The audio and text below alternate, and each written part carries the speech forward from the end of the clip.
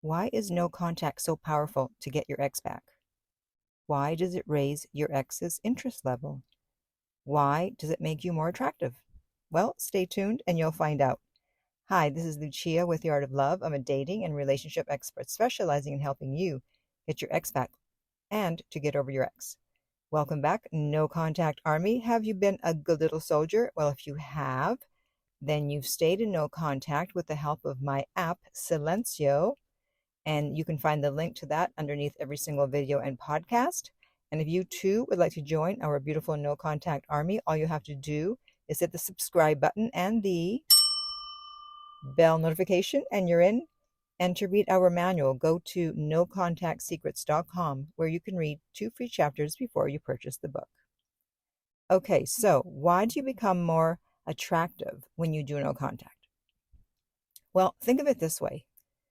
Just as your ex is now more attractive and desirable to you because they stepped away from you, you also become more attractive when you take a step back. And that step back for the person who was dumped, probably you, means that you do not attempt to contact your ex, because everyone who breaks up with someone, they expect resistance from their ex and they expect them to contact them at some point. And when you go against that, we'll call it a natural law, you instantly become more attractive because your ex is going to wonder why. Why did you not fall in line and do what 99% of people naturally do after a breakup? Well, little do they know that you joined the No Contact Army. That space creates desire. When someone doesn't need you, that's attractive. Everyone has a desire to be free, and when you feel that someone needs you, you feel a loss of freedom because now you have to take that other person's feelings into consideration. You're not totally free to do what you want. And of course, that's fine when you're in a relationship, but when your interest has gone down or when you're no longer with that person, their neediness, in this case, continuing to contact them, it feels like a prison. And when you're not needy after you've been dumped, you become more attractive because now the person feels free when they think about you. They're not thinking, oh God, is he going to call me again? Is she going to text me again? You're not doing anything. So they're going to feel great, at least in the beginning. But then they're going to start to get curious and they may even feel guilty for dumping you. So they'll reach out to find out what the heck is going on. And this is when the breadcrumbs start. And if you've been listening to me for a while, then you know that we don't respond to breadcrumbs. And in fact, I did a whole video on breadcrumbs, and I will put the link on YouTube in the upper right-hand corner. When you do no contact and you leave your ex alone, the unspoken message that you're sending is that you are no longer relying on them for your happiness or validation. You may want them in your life, but you don't need them. This is attractive because it shows inner strength, and we all want to be with someone who's mentally and emotionally strong instead of someone whose feelings we constantly have to babysit and walk on eggshells. And someone who isn't always available has a magnetic pull. So by stepping back and leaving them alone, you're giving them a chance to recognize your value in their life. And they can't do that if you're still in touch after the breakup. Distance raises desirability. That's why long distance relationships are often very exciting, because you don't have access to that person 24/7. You can't just drive over to their house at the spur of the moment. So when you are no longer answering their texts or calls, your value goes up. By being in no contact, you're showing that you're not needy, because neediness always repels, whether it's in business or personal relationships. And constantly needing approval or validation pushes people away. So the more that you take a step back and just let things happen naturally, the more likely you are to get the outcome you're looking for, which in this case is to get your ex back. By creating space when you're stepping back, you're also creating desire. It shows that you know your worth and you're comfortable with the space that currently exists between you and your ex. When you take a step back, you allow your ex to take a step forward. You give them a chance to miss you and recognize your value. And when that happens, attraction is inevitable. Your ex can't help but be more attracted to you, even if outwardly it would seem that they still feel the same about you and don't want to have anything to do with you or very little to do with you. But meanwhile, we don't know what's simmering under the surface. Being able to go no contact and stay in no contact, it shows emotional restraint. You can't control your emotions, but you can control the reactions to your emotions. However, most people have not learned how to do this and are very reactive.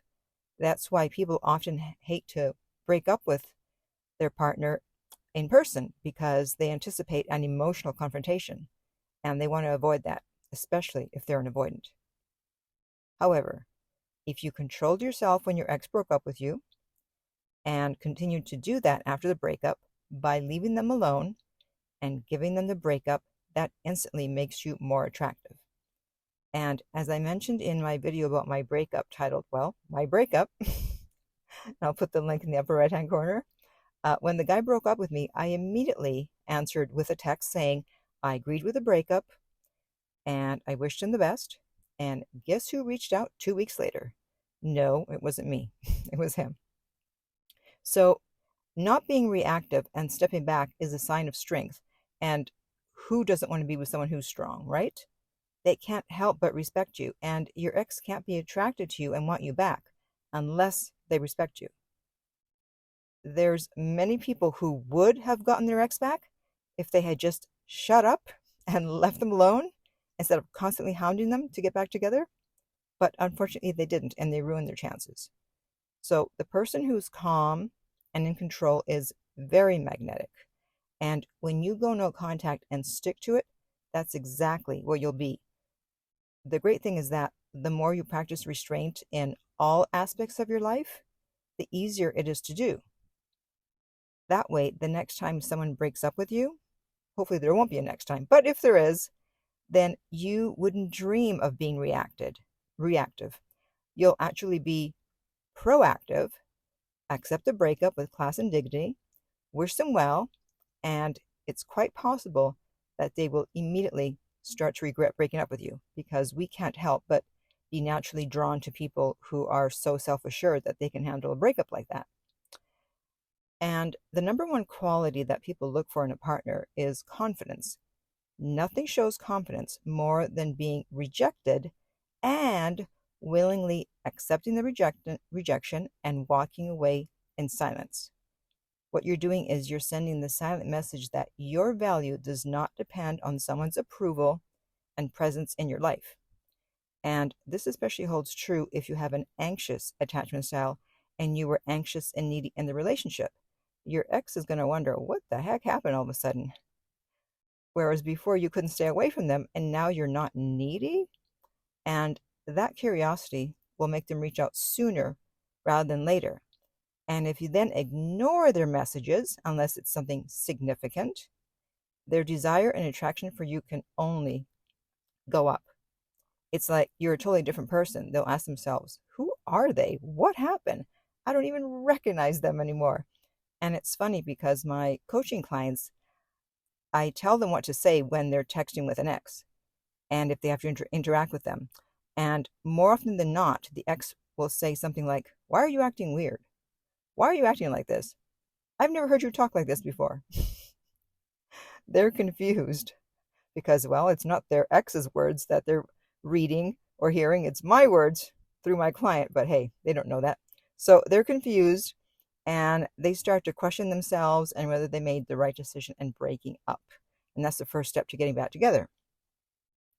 When it comes to relationships, the less you need someone, the more likely they are to want to stay with you or to come back. As I've mentioned in another video before, the two guys who wanted to marry me were the guys I did the least for. I was never needy in any sense of the word. I never complained about how much or how little time we spent together because I'm always busy doing my own thing.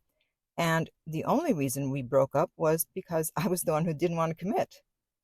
It's a law of human nature that people value what's not easily obtainable.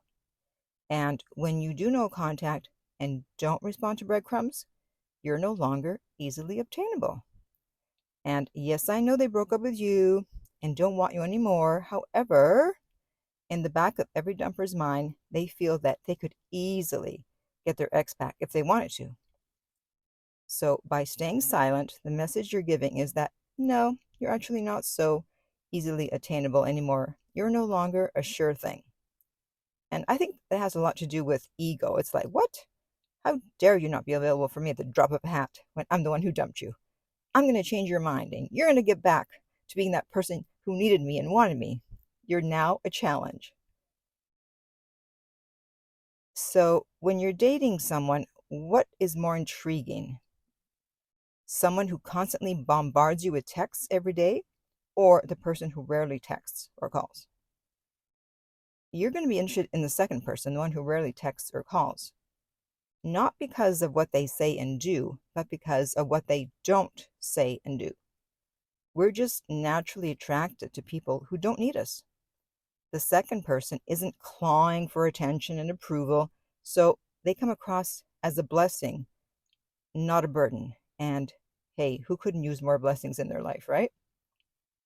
So remember, the less you chase, the more you attract. When you make yourself hard to access, you become more desirable. So stop giving your time, energy, and attention to just anyone, especially someone who dumped you. When you're not attached to the outcome often falls in your favor.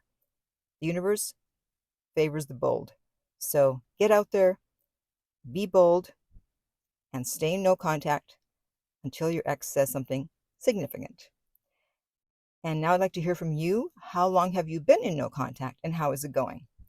And if you would like my help to get your ex back, you can contact me at theartoflove.net and we will send you the rates. And the direct link to that is underneath every single video and podcast.